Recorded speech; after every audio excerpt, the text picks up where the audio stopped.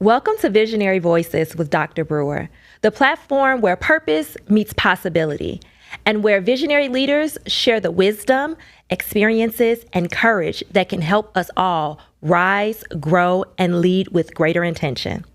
I'm your host, Reverend Dr. Shaunté Brewer, and today's conversation is for every person who knows there is more inside of them, but may still be searching for the confidence, the clarity, or courage to fully unlock it. Leadership is not simply about holding a title, managing a team, or occupying a position of authority. True leadership begins within. It requires self-awareness, discipline, adaptability, authenticity, and the willingness to confront the internal barriers that keep us from becoming who we were created to be. Our guest today has dedicated her life and career to helping leaders do exactly that. Renita D. Alexander is a retired United States Air Force colonel, accomplished author, executive coach, entrepreneur, founder of Leadership Unlocked, and my personal mentor, whom I love so much. Known as the Leadership Locksmith, Renita helps individuals and organizations identify the internal and external locks limiting their effectiveness and discover the keys that allow them to lead with authenticity, confidence, agility, and purpose. Throughout more than 26 years of military service, Renita has developed leaders, navigated high-pressure environments, built effective teams, and learned firsthand what it means to lead with both courage and compassion. Her work today continues that legacy by helping leaders recognize their innate strengths, expand their vision, develop the people around them, and produce meaningful results. She is also the author of one of my favorite books, Just Breathe, Leading Myself One Breath at a Time, a powerful exploration of self-leadership, reflection, resilience, and the intentional process of inhaling what strengthens us and exhaling what no longer serves us. So today, we will discuss Renita's journey from military leadership to entrepreneurship, the meaning behind the Leadership Locksmith, the importance of learning to lead yourself, and the keys required to unlock the leader within. Visionary Voices audience, please prepare to take an honest look at what may be holding you back and what can become possible when you choose to lead with authenticity. Please help me welcome to Visionary Voices, the Leadership Locksmith, Renita D. Alexander. And I just want to say thank you so much for joining me. Thank you. This is such an amazing moment. There's no way that I could have a Christian leadership podcast and not have the Leadership Locksmith on here. Well, I saw you mention me a couple of times. I was like, when is my invitation coming? Look, and in my mind, I'm like, it's already going to happen. I had to put it in the universe first. And then, lo and behold, I was like, say less. Here's your invitation because it's been ready. So, yeah. I'm just so excited to be here. Thank you so much for having me. And it's amazing that you're doing this, to be a part of your journey and to see you use all of your gifts. I mean, every single one of them, you're growing vegetables and encouraging people that way. So much. I just appreciate that about you. And again, I'm so excited to be here with you. Yes. And I just want to thank you because along that journey, I can literally bookmark my life of before Renita and after, because being someone that, yes, the gifted child and always knowing that I was creative and stuff, but it took when you brought me under your wing and started mentoring me and told me about okay, let's look at what your actual strengths are. So to have that influence in my life, and now I come to the table telling people, look, I'm not rude. I'm just an executioner. Let's get to it.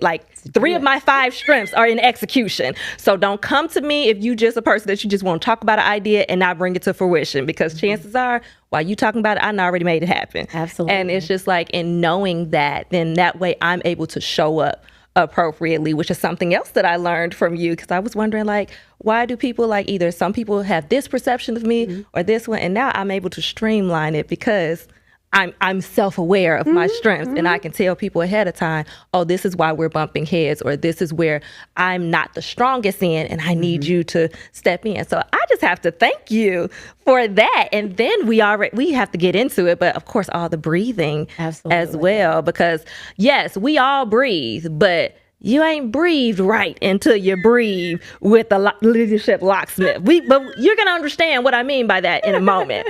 So for all of our viewers, all of our listeners that may have not had the pleasure to know you in the capacity of which I have, who is Renita D. Alexander when, you don't have the old uniform on, bussing it out, you don't have the locksmith hat on, so to speak. Who is Renita D. Alexander when she's just home alone, just relaxing? Well, first of all, I love that you always include the D. Because that was a part of the military. I would sign my name. I'd always include the middle initial.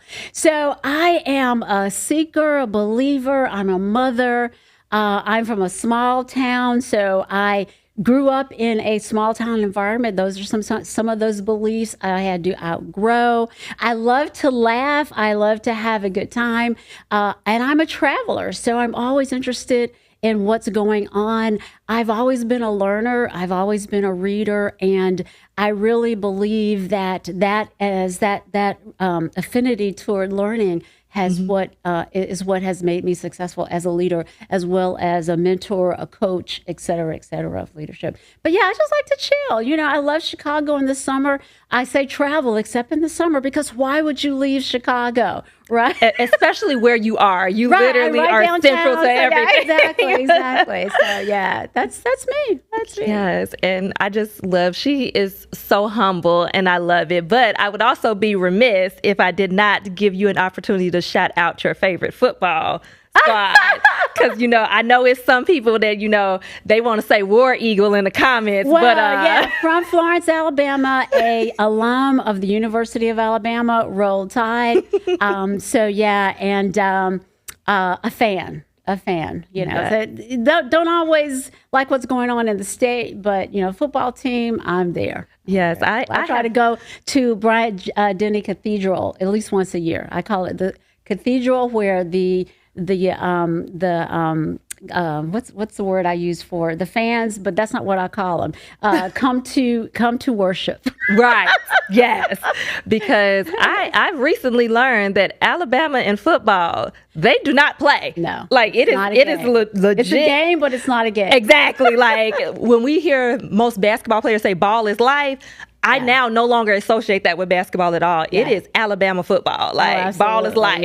Yeah, absolutely. I tell people who are always surprised that, I know a lot about football. It's like, first of all, my dad was a coach and a referee. I was a cheerleader in high school. So, around the games, but, it's almost like you have to have a degree in football 101, or for not at least to have taken some football classes to graduate from the University of Alabama, because of course you must know football. Exactly. So and of course I find it is very easy to shop for her for Christmas and her birthday, because you just got to get her some Delta stuff or some Roll Tide stuff. Let's go. And I always say my elephants are dual purposed. Yes. Because it could be Delta or Alabama.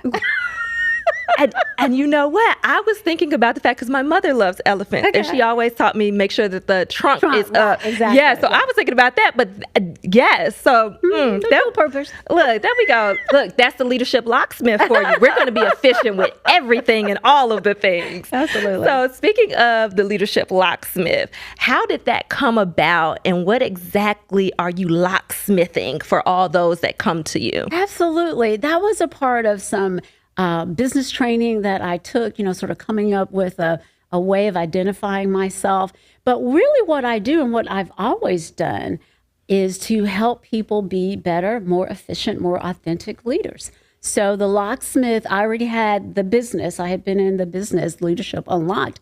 All of it came from this idea of finding what made you your unique, authentic leader. And so helping people access their most authentic, their most efficient version of leadership is what Leadership Unlocked is all about. And as a person who's been in leadership, but also has studied leadership, I help people get to that. So open that. Get that lock open. Yes. Get that lock she pops it open. So even if you think you lost the key, call the locksmith. Exactly. I have some keys that will help you open that leadership. So yes. And thinking of that and your journey, how yes, you've been in it, but you've also studied it. So you literally have the theory as well as the practical piece with it. So when we think about that, when did you know within yourself that, oh, I'm not just really good at developing leaders. This is actually a call that I have. Probably post-retirement. I retired and discovered that there's a lot of people out there that are in leadership positions that don't really understand or have a heart for leadership. And so having gone through the extensive training that is part of the experiential leadership lab of the Air Force or all military, because, we do a lot of training, I knew a lot of the things that could help people be a better leader. And I was like, oh, I can help with this. And, when I think about it, and I know we'll talk about this a little bit more, but, one of my best assignments, my most favorite assignment is actually being a trainer in the Air Force. So not only I was a logistician, not only did I have command roles, leadership roles, but I actually taught in a classroom Air Force leaders. And so I was like, I think I can help with that. So that is kind of what, made me think, okay, I have something I can offer to people who are looking for leadership. When you think about it, so many people get assigned to leadership because they're the best at whatever it is they're doing. They're the best salesperson. They're whatever skill that they have, but they haven't actually studied leadership. So that's where somebody like me comes in. And you just brought up an interesting point, because it is true that we assume that because you excel in one thing, we can automatically throw you in that leadership role. But it's just like, no, leadership and whatever that thing is, two different worlds. Two different skills. Two different skills, right? And the other piece is finding what makes you a good leader, because that's different for everyone. That, and as you and I have talked about, so right? That's because definitely, even when I'm hearing you talk about when you realize that, okay, it's not something I'm just good at, but it's a call. Instantly, I hear that, okay, you take more of the side of servant leader, because you instantly thought of, I have something that I can offer people that can help them better. But also servant leader is about, providing the people that you're privileged to lead with all the tools and resources they need. A lot of times people think of leadership, it's ego driven. You will do what I say. No, I am here to provide resources, to inspire, to influence, because that is what leadership is. Yes. But also to make sure that they have what they need so they can show up as the best version of themselves. And that's how we achieve the vision that we're, trying to achieve, is if everybody shows up in their most effective version. Wow. What a team that is. That's unstoppable. Right. That team is unstoppable. Yeah. and I'm just thinking like all the things that you're saying, and not just myself, but I know a few of your other mentees, and I'm just like, wow. So you're able to literally see from, military past as well as present, that you like, yeah, I pump out these leaders pretty good. You say that. So I have been working with the VA for 3 years now. So I just graduated a cohort of senior acquisition leaders in this program back in May. And one of the ladies that was in the program is somebody I encountered who was in my squadron when I was a squadron commander, some 30, 40, a long time ago. Right. She was a young airman. And when she realized it was me, she was like, oh my God. She was like, I have emulated who you are as a leader. Wow. And, several times during the course, I would ask for examples of this, that, and the other. And a lot of the times I was her example. Right. She was like, I'm not trying to suck up or anything, but, I followed you in this way. And so, so that, when I know that I have the choices I made as a leader in the Air Force have influenced people. And then even since then, that I have influenced people to explore leadership in a different way, that, that's what it's all about. Yes. That's really what it's all And I just know like that has to be an amazing moment for It really you. was. I have to say, I was like, okay, even as a young officer, I did, because I was, maybe 30 something. I'm trying to remember how, in my early 30s. And it was like, even as a, relatively young officer in sort of the first command, because I was in leadership positions, but command is different, right? So even in that experience, I kind of knew some things. And I feel like that's a perfect segue to this next question, because I would like to know from your experiences, how did your definition of leadership change over time? Because we know, and it's in her book, Just Breathe, that it talks about if you are not growing, baby, you must be dead. Absolutely. So how did the evolution of what leadership looks like, what authentic leadership is? Because I know it went from leadership to authentic leadership. So could you just tell us how that journey a little? I'm the oldest daughter, oldest granddaughter on both sides. So I always say I've been leading since I was 10 months. But what that means, I was responsible, right? And I understood that responsibility without authority was difficult. But, post or once coming into the military, it's not even about authority or position or anything. It's about relationships. And so that is kind of what I learned, how I grew. It's about forming those relationships, because people allow you to lead them. That's a point. Or they don't. Right. They're either going to, okay, yes, Renita said this, or forget what Renita, I'm about to do whatever I want to do. And you have a lot of that in the workforce, right? Gallup, who's the big dog on those kind of things, talks about, there's a percentage in the workforce on any given day who's just trying to burn stuff down, right? Right. And we just like, why this is not working whole time? Exactly. Like, it's someone who is laying awake at night being like, how am I going to mess this up? Absolutely. And so it's about finding, again, as I said before, finding what works for everybody. One of the axioms that I was introduced to when I first came in the Air Force is take care of the people and the people will take care of the mission. And that was something I really took to heart early on, is making sure, again, as I said earlier, that people had what they needed so that we all could move forward. Yeah. And so that I learned more about emotional intelligence, trying to ensure that that I presented myself in an emotionally intelligent way. I had this early experience. I think it was my second job. My first duty station was in right outside of Miami at Homestead Air Force Base, which no longer, I think it exists as a reserve base now. But I remember I showed up to work one day and I don't know, I didn't feel well. I was grumpy. And then all of a sudden everybody was kind of like grumpy. I was like, what is going on here? So I did a little clandestine social experiment. I refer to it in the book. And I showed up another day and the same thing happened. So I was like, well, let me just show up as my normal sort of enthusiastic self. And people's mood changed. And so that was an anecdote, right?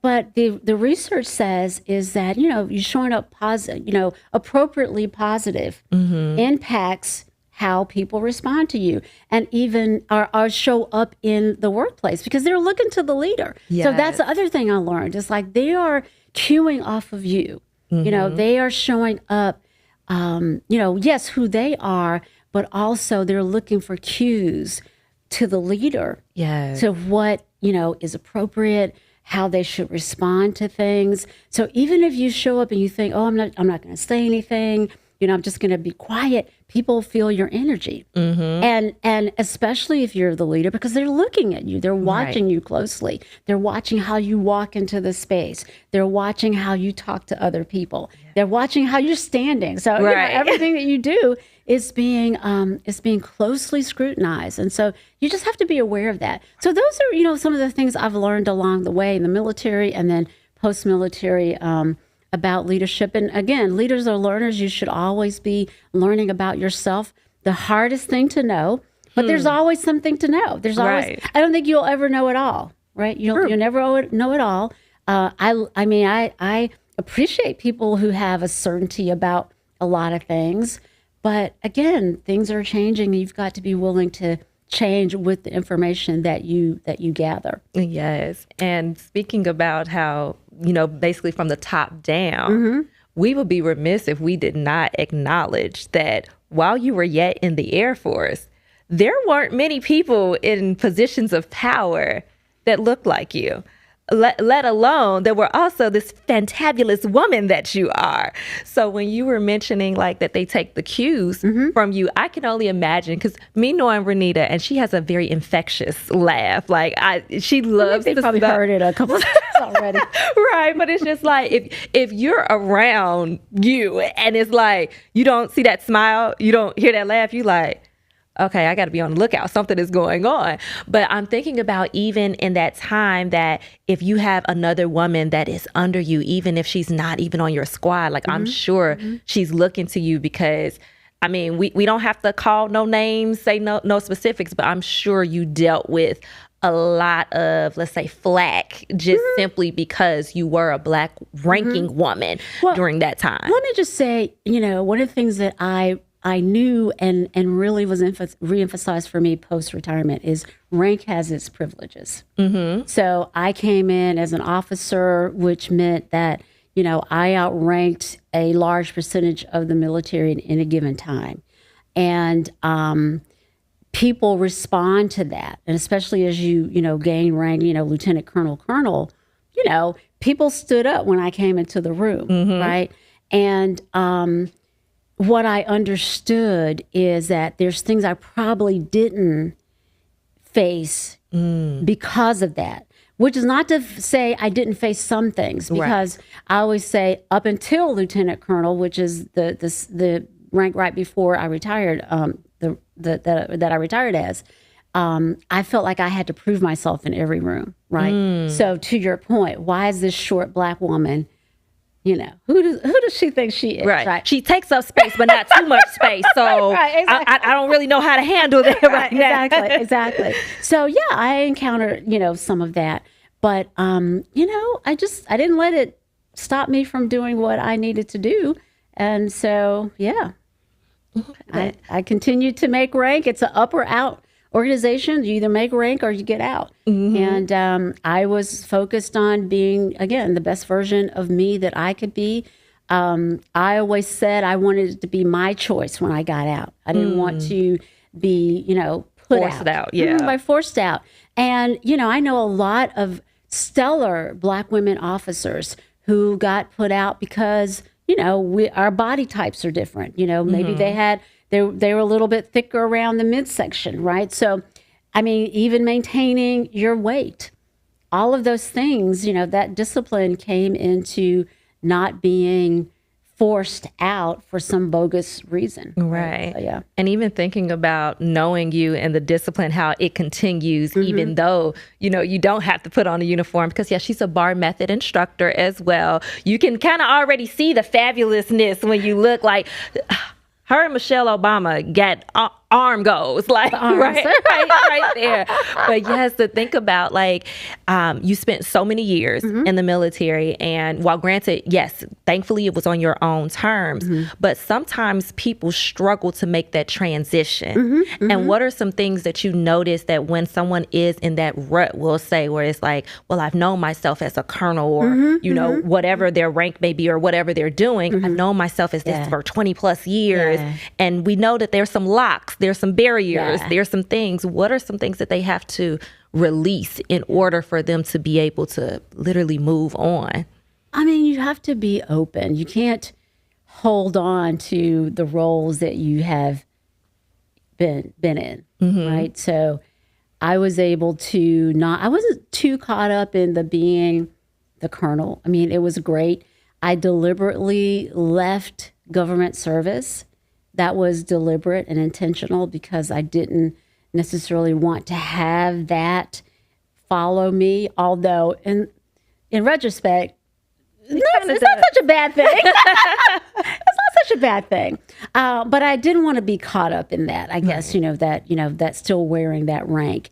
And it's allowed me to sort of relax and take a step back. Again, if you've been in a leadership role your whole life, I was married briefly, but a single parent. So making all the lead decisions as a parent in my career. I just wanted to, I wanted to step back a little bit. So I allowed myself to sort of let go of some of what I carried with me in the military and just embrace the learning. I became a coach, a certified coach. That was more learning. I did some other things. I became a bar method instructor. Yes. Again, that was something I had always wanted to do. I was a fitness enthusiast. And so something that I had, had always wanted to do. I had an opportunity to do it. So really just exploring the things that I had not done or had not had opportunity to do in the military probably helped me get out of, that. But I mean, I would think, if you're changing, if you're doing something like I did, where you're coming out of something that you've been a part of for a long time, maybe exploring something that you hadn't done before that you had always wanted to do. I know a lot of people retire and then go right back into doing something similar to what they've done before. That just wasn't something that interested me. But I would encourage people, to again. Focus on what it is, something that perhaps they weren't able to do in their previous role. Yeah. Explore new aspects of their personality. If they've been doing something, the same way, the same thing, there's probably something else they wanted to do. Right. I will say about the military, I refer to it as an experiential leadership lab. There's not one position I had where I took a new job that was the same thing I had done before. So even though, yes, I'm in the military, I'm living in a different city or in a different country, and I'm doing something that I hadn't done before. Right. So that also gave me an opportunity to explore different skills. And also, I would sometimes, try out leadership skills that I hadn't tried the job before. Place. Right, Yes. exactly. Let me try this leadership skill. Let's see how that works with me. So it was an opportunity to also acquire new leadership skills to understand maybe what worked with me and then evolve and continue to grow my leadership. So. Wow. And I love just how even in that you're very intentional Yeah. along the way. And you can learn from the great leaders, and you can also learn from the not so great leaders. It's like, True. I will never do that. Right. Let's not do that. Right. Right, So, yes. it's an experiential lab. It's a learning opportunity. There's formal and informal training. So Yes. there's always something to do, something to learn. Right. And so now speaking of these locks, what are some common locks that you notice prevent people who have great intentions from being these amazing, great, effective leaders that they could be? So I refer to locks, I call them the brakes. And it's an acronym, it's a word, but that, slow and stop. So Right. the word itself is a great descriptor, but it's the beliefs, it's the perceptions, it's the assumptions we make and the expectations we have that aren't grounded in reality. And so when we talk about beliefs, it's something that we've carried from an earlier time in our lives. There are systems operating in us that we aren't even aware of if we haven't asked ourselves the questions. Things that we were introduced to as toddlers, as teens, in our 20-somethings that have influenced how we see the world, how we see ourselves, and may be stopping us. Maybe you had an authority figure in your life, a teacher, a coach, a minister who made you believe that you could not do something. And, you've internalized that belief, right? So when you think of something, you immediately tell yourself, oh no, we call that the inner critic, but it could have been an external voice that now you've internalized. And so a lot of it is fear-based. We're afraid based on the things that have been, the way we've been socialized, what we've been exposed to, the beliefs that we have that we don't even know we have. So, my thing is when you find yourself sort of hesitant about something that you want to do, ask why. Spend some time in reflection. Yes. Why am I hesitant about this? what is stopping me from doing this? My example is, I shared that I became a certified fitness instructor. When I was first approached, even though it's something I had wanted to do, my first thought was, I'm too old. Because this was post-retirement, right? Right. So I'm thinking, I'm too old. I was like, well, wait a minute. This is something you're taking the classes. You're doing well. Because as you mentioned, I was a bar method instructor. So I thought, and it's something you've always wanted to do. Why would you not do something that you have always wanted to do? But that was that inner voice, that inner critic telling me that I couldn't do something. And so I, was able to get past it. Right. And become certified. I even became a personal trainer. I even went through, another certification process. So again, it's always, those voices are there. For some more than others. If you had that great parent who told you could do everything or anything that you wanted to do, I think about some young designers, the young man that does Mosea, the ties, Mo's boats, right? Max Alexander is 10 years old and the youngest designer to have had a Paris runway show.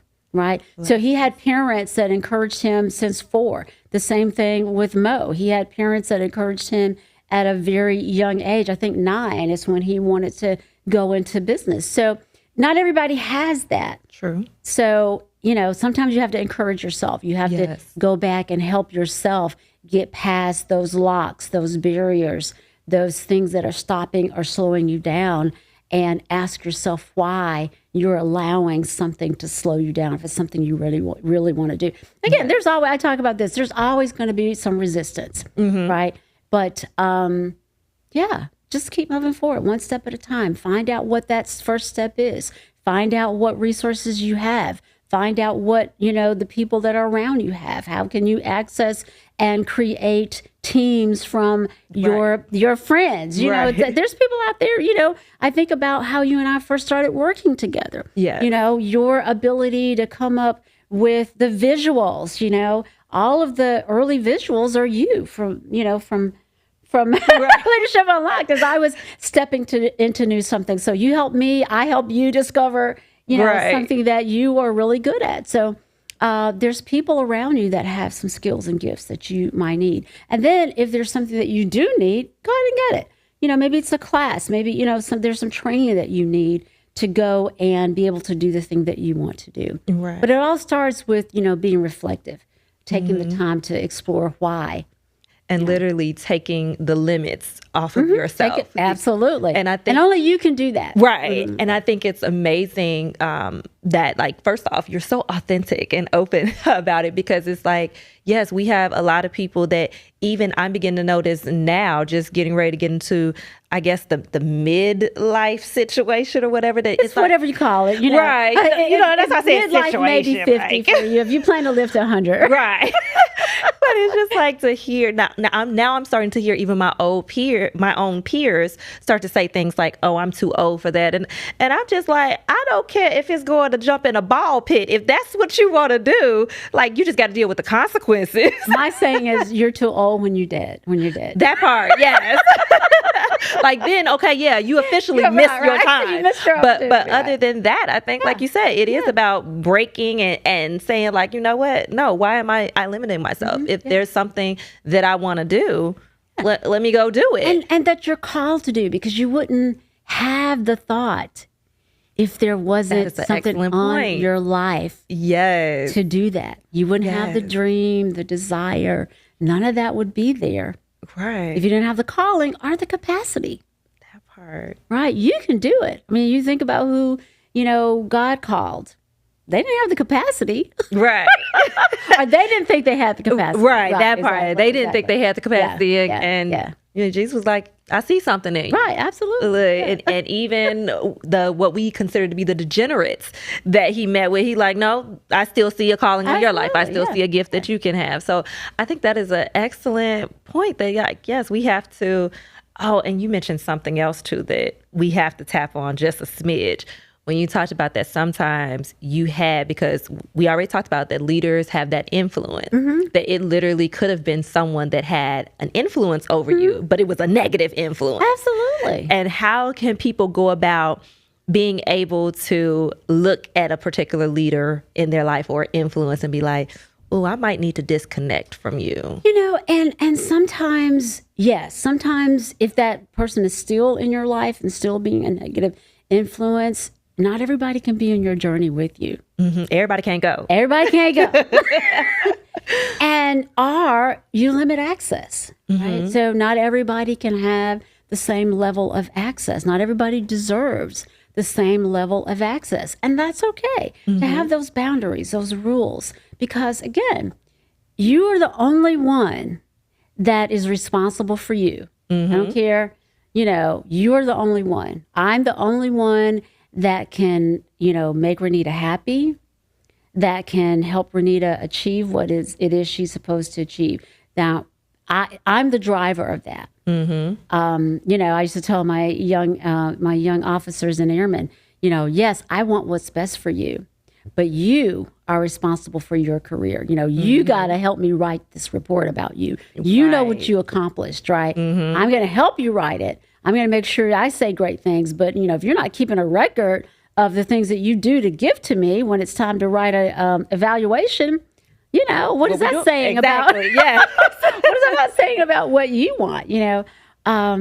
But yeah, it's sometimes the like I said, you can learn from the good and the bad. Yeah. But when that negative influence is in your closely in your sphere, you need to maybe distance yourself from that.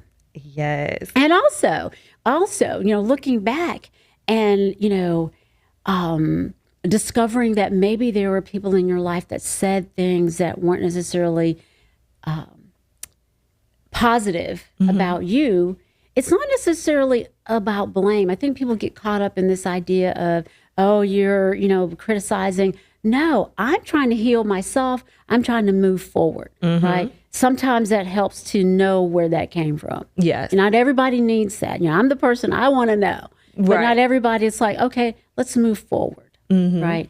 And then you also have to consider that once you know where it comes from, you could also take like 5 seconds to think about it and be like, wait, was that comment even really about me? Because sometimes it is a projection situation. Yes, absolutely. So, absolutely. We could have a whole conversation about that, right? Right. Because, when you think about our caregivers, they are projecting just their fears, their, onto you. And so they're making it about you, but it may, to your point, be reflective of what they're afraid of. Yes. And I think a kind of hilarious but good example of that, all us millennials right about now, we're dealing with the, parenting the parent, right?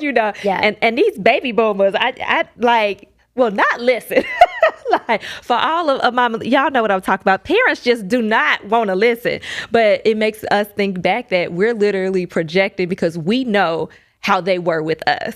And to a certain extent, we're almost parenting them in the way that they parented us. But then for those of us who have children, we notice that, wait, how are you grandparenting my child? But I couldn't do that. But it was, once again, that's a projection. Right. And it's also different, too, because as the grandparent, you're not responsible for really how that person, grows up. And you can send them home hyped up on sugar and you don't have to deal with it. But we know not to do that now. And we know, as we learn more about how humans respond to things, right? As we learn more about our psyche, and what is traumatizing to a child. And it's not, we think of trauma as, these events, but it's really the wound. Trauma means wound. So it's that thing that happened that wounded you and nobody helped you heal. Nobody came to help you or to say it was okay. And it could be,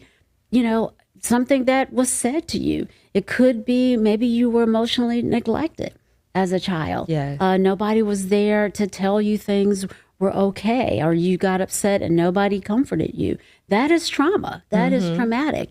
And so as we know more about those things, we can parent our children differently and try to interact with our parents in a way that reflects our new understanding of what, what that looks like. Right. I love that little exercise you see on social media. You know, they say something and they look for the child to respond in a way that maybe doesn't reflect what we were told. You know, I brought you into this world. Oh, and I'll take you out. Right.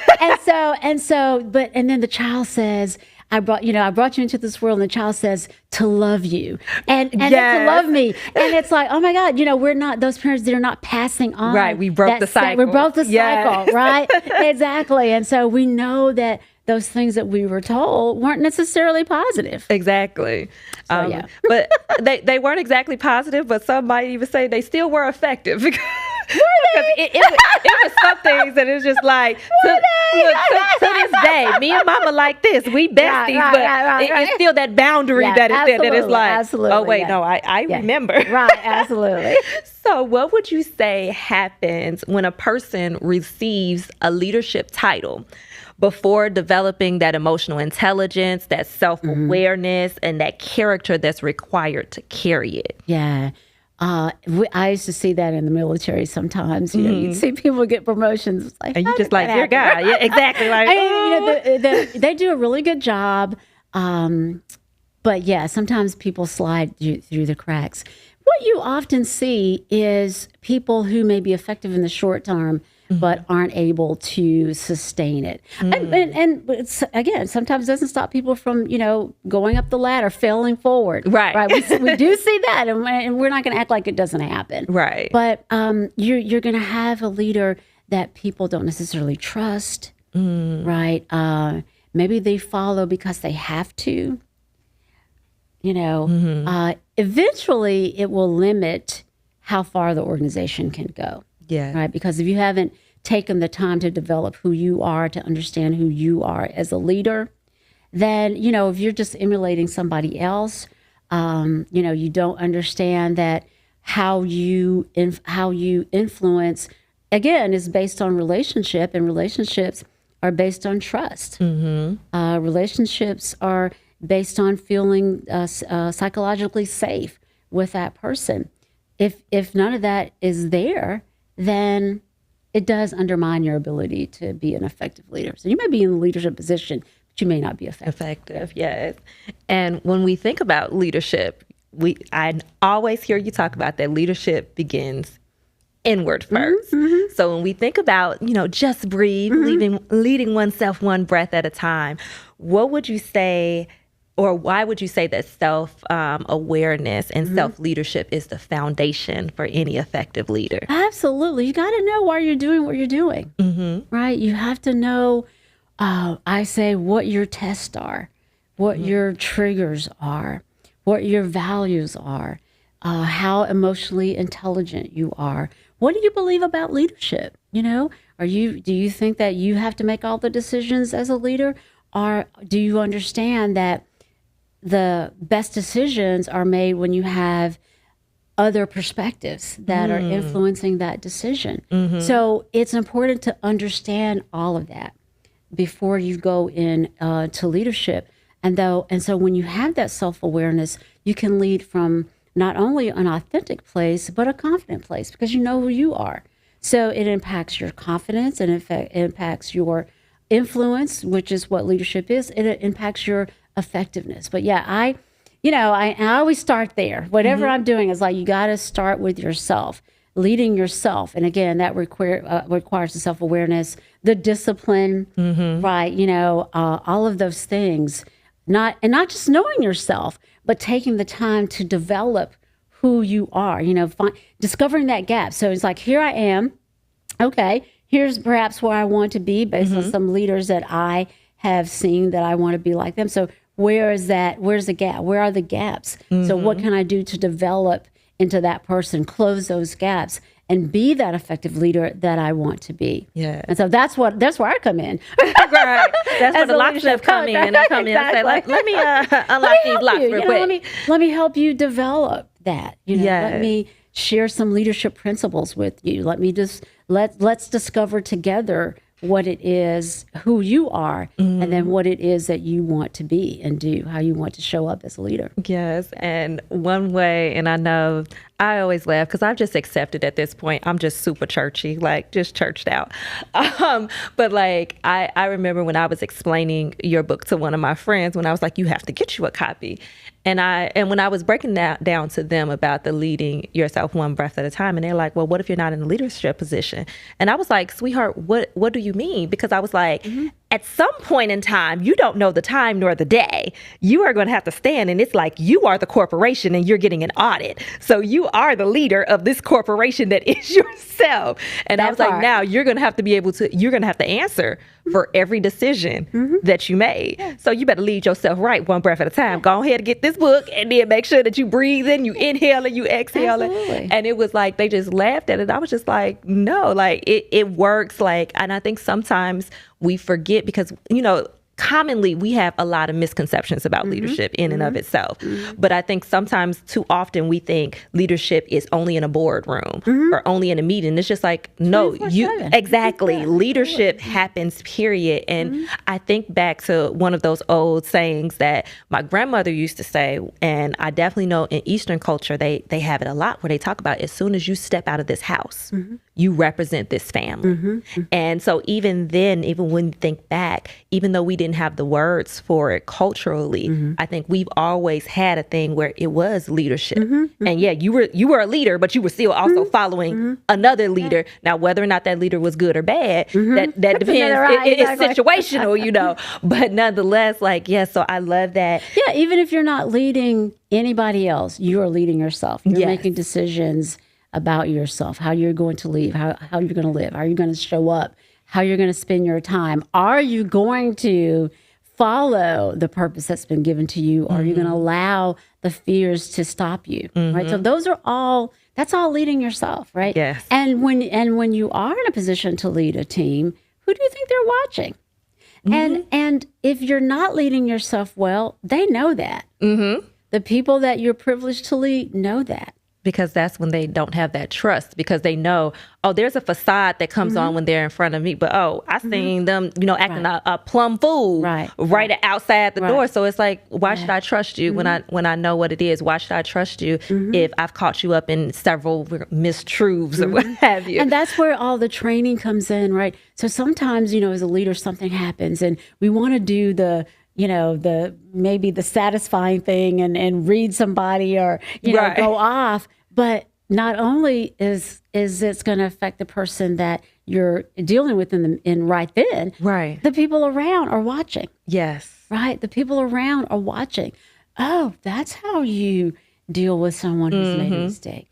Oh, that's how you deal with someone who brings you information you don't want to hear. Right? That's how you shut down interaction with your team. Because it's like, somebody died when they, no. Right. I'm not saying anything, right? Exactly. So you cut off communication that you may desperately need to make decisions as a leader. So be careful about stuff like that. Right. And now speaking of just breathe, your inhale, exhale practices, because I told y'all, you haven't breathed until you've breathed with the Leadership Locksmith. So it encourages intentional release. So you inhale some beliefs, some habits, positivity, things that you want. And you exhale the things that are holding you back. So just a little snippet just to bless the people. May you guide us in one little, a little quickie.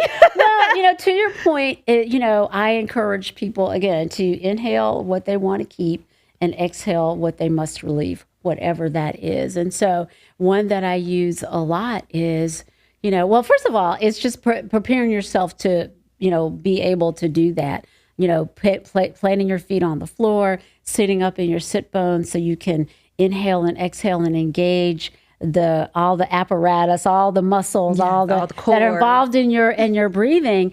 And the thing about your breath is, yes, it happens spontaneously, but it's one of those bodily functions, in fact, the only one that we can kind of control. We can manipulate a little bit, and it impacts our heart rate.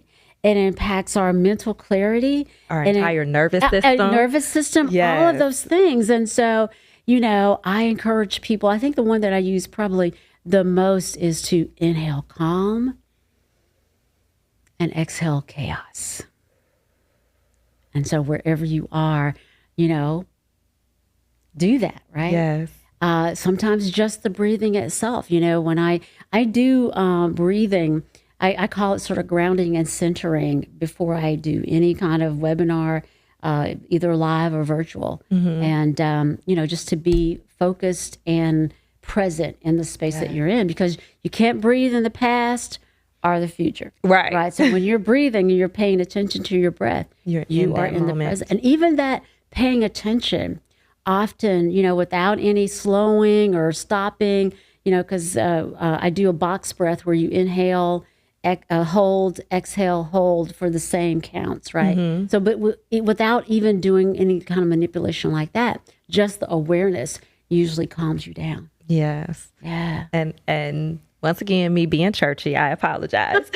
We think about when I inhale, I always, in my mind, I'm inhaling the creative breath of life. Oh, wow. And then when we think about, I watched this thing, and then I did some research on it, and turns out, because you can't believe everything you hear and see on the internet, but they were talking about Yahweh. And they said that is actually where it comes from. It's the process of breathing. That's why it sounds like that, and all of that. And so all of that, of course, to me connects, where I'm just okay, literally to take a moment and say, and even if sometimes, so I can admit I've had some moments where because of the situation, I couldn't think of very nice, exhale chaos. I was just inhale my sanity, inhale the fact I'm trying to stay safe, exhale every negative word that you want to say to this person right now. Exactly. And sometimes, just the breathing, right? Yes. So the words I call it my conscious compo. So there's a conscious breathing, but then you're consciously thinking of, again, what you want to embody and what you got to get out. Because you're let me breathe this out. Because if I put the words with the breath, nothing good is going to come of this situation. Nobody's going to like that. When I say I think that has saved me quite a few times. And I have you to thank for that, because when it's a little tense, take a break, take a breath. If you need to leave, right? Yeah. Walk away versus saying something, again, especially as a leader, right? Before something comes out of your mouth, because we experience our experiences emotionally first. It hits that, hits that emotional center before it hits that prefrontal, decision-making area in our brain. And so that breath, that break gives us an opportunity to not react emotionally, but to respond intentionally. So again, you don't even have to necessarily have the words to go along with it, but the Lord intention.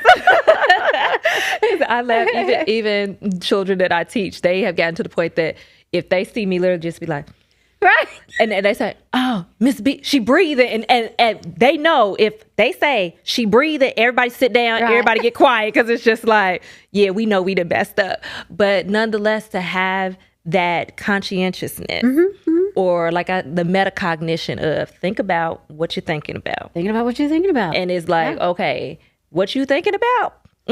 Don't run that scenario. We're not going to do that, because we have to consider how we're showing up. And especially if you are in a classroom with children, they're watching everything.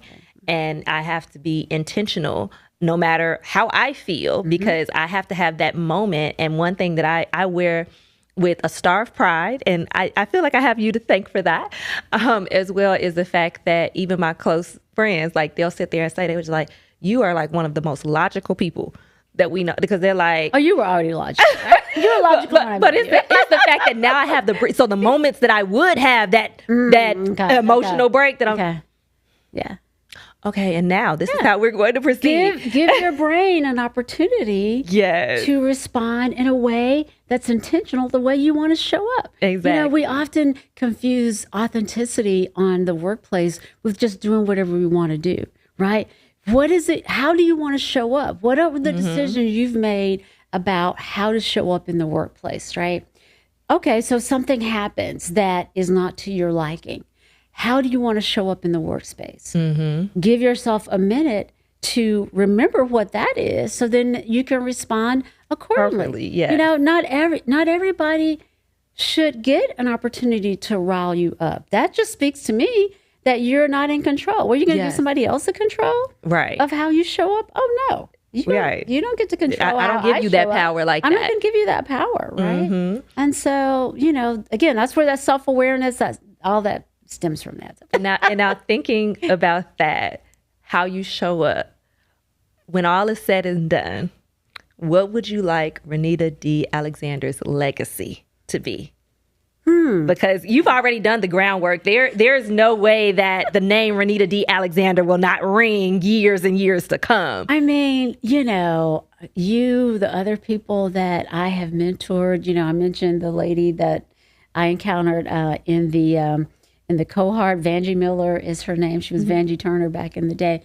If I never do anything else, right, I know that there are people that appreciated what I brought to how I showed up, right? Who maybe showed up a little bit more authentically themselves by seeing, me, a woman, a Black woman, be in spaces where perhaps they had not seen anybody in those spaces. I mean, I encountered, people who had not seen a Black female colonel. As a colonel, I mean, I've been in 20 something years, right? It's like, you've never seen a Black female colonel, so just my presence, in that space, but then also, how people remember that you're never too old, to do the things that you want to do. And it's always okay to show up in the fullness of who you are, because I feel like that's what I have tried to do. So, and you do it ever so well. And we have to ask this question for, all my ladies out there that are watching. How can women specifically lead boldly? Lead like you. Maybe we don't take up that much space, but we take up a lot of space. All right, that we can lead boldly without shrinking to make others comfortable, or others think that they're comfortable. The research shows that women, when given the opportunity, are just as effective leaders as men, right? Or even more so. There was several studies during the pandemic that came out that talked about women in crisis being great leaders in crisis. We're great leaders all the time because of the emotional things that we bring. People want to, label women as being too emotional. Well, we have been given permission to access and express our emotions in ways that men have not been, right? Men have been limited in their in expression of their humanity, and it's unfortunate to you can show anger. Well, if the only thing you have is anger, then every emotion you're responding angrily to, right? And this is why we have. I mean, April was such a devastating month for femicide. So many women killed and families in the month of April, and it's on the rise. And so just show up, understand that, who you are is enough. The leadership skills that you bring, the collaboration, the communication, community, all of those things are leadership skills. We try to dismiss those by calling them soft skills. No, they're leadership skills, and it's what people want. People, when you think of, when people think about and share about, the effective leaders that they've had in their career, their journeys, it's always the person who asked about their family or made them feel psychologically safe, or, mentored them in a way that they had not been mentored before. Very seldom do people talk about, well, he made a lot of money for the company. Right. I mean, when you think about it. So people experience leadership as relationship, which is what leadership is. And not saying that men can't do that, but women are really good at that. And don't let anybody tell you otherwise, if you're in a leadership position. And, I used to hear this all the time, well, women in leadership, or they act a certain way. No. Sometimes women in leadership respond to the negative environment that they're in, and they emulate those characteristics. But when you think about women, we protect and help each other. Yeah. We build community. We commune with other women, right?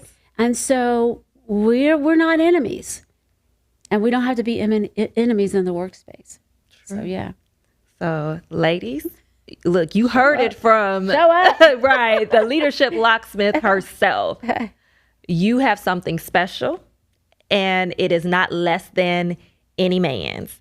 And correct me if I'm wrong, but I also heard in there, yes, you may be in a certain environment, show up authentically who you are. Yeah, absolutely. That reaction, we're human, we're going to have some reactions. But if you can, first and foremost, show up who you are, not a reactionary version of you because of the environment. Right. That's that taking the time to respond. Who you are, also who you want to be. Yes. Right. So, yeah. And if you ever have any problems, think of the Leadership Locksmith. You might need to give her a consultation call or something. Well, I do have a website. Right. And look, the first step, get the book. I should show them the original copy that I had. Right, I made sure that I didn't. Right. Well, let me just say the journal that will be coming out in September kind of emulates the original. Right. So it's a lighter copy. It's a lighter cover, but it's this is Bree, and I call the person on the journal Ree, because it's about reflections. Okay. So Bree, we gonna breathe with Bree, and Ree, we gonna reflect. Yes. But that's coming in September, so I'm excited about that. Yeah. And look, I'm excited to get my copy as well, because we already know, like, if I were to show y'all my this is the nice copy of my Just Breathe, but the real one that I still read, it has so many. Here's a post-it note here. Like, I got so many things highlighted, because indeed, you guys may think that it's simple, but yes, taking that moment to breathe is everything. So I want to thank you so much for blessing us to be on the show. And before we just close out, is there anything that you would like to add? Anything that you would like to tell the people? You could be like, I gave away enough stuff for free. Like, yeah, absolutely. No, I love what I do. I do have a collaboration I'm doing in November with Vanessa Smith of Vantage Solutions. So we will be offering an event, a leadership training event. We're calling it Portable Power, Leadership You Carry. So that's going to be, look for that. And well, get your calendars out. Right, exactly. I am on, I'm trying to revive my social media presence. So I'm on LinkedIn, my name, and then also IG at Renita, Renita Leadership Locksmith. Yeah. So I did use the Leadership Locksmiths for IG. So, you can find me on social media. Yes. Yeah. And I do have a website, leadershipunlocked.com, right? .com. There we go. So once again, it has been an absolute pleasure. I am so blessed to have you in my life as a mentor, but also to have you here, and that I'm sharing you a little bit. And I would like to shout out to her daughter, Renice. Thank you so much for sharing your mother with me, because girl, we're basically sisters. But yeah, so you can catch Renita on her socials, the website, or in the friendly skies, because her and her daughter Renice are always someplace. Yes. We do travel. Yes, absolutely. Thank you so much. Thank you again for having me. I mean, this has been absolutely a pleasure. And I look forward to seeing what you're going to do next. Yeah. Because you're always doing something new. Right. I definitely am not afraid to try something new. No, you're not. Renita, thank you so much for joining us today and sharing your leadership journey, your wisdom, and the lessons you have gained through your military service, entrepreneurship, authorship, and your commitment to developing our leaders. Our conversation today reminds us that leadership is not something we simply turn on when we enter a meeting, accept a title, or take responsibility for a team. Leadership begins with the choices we make privately, the beliefs we are willing to examine, the habits we are courageous enough to change, and the responsibility we accept for our own growth. You have challenged us today to recognize that sometimes the greatest lock standing between us and our next level is not a lack of opportunity. It may be fear, comparison, self-doubt, limited thinking, unhealed experiences, or an outdated version of ourselves that we have been afraid to release. But for every lock, there is a key. The key may be self-awareness. It may be discipline. It may be authenticity, courage, adaptability, accountability, or the willingness to pause and simply breathe before making the next decision.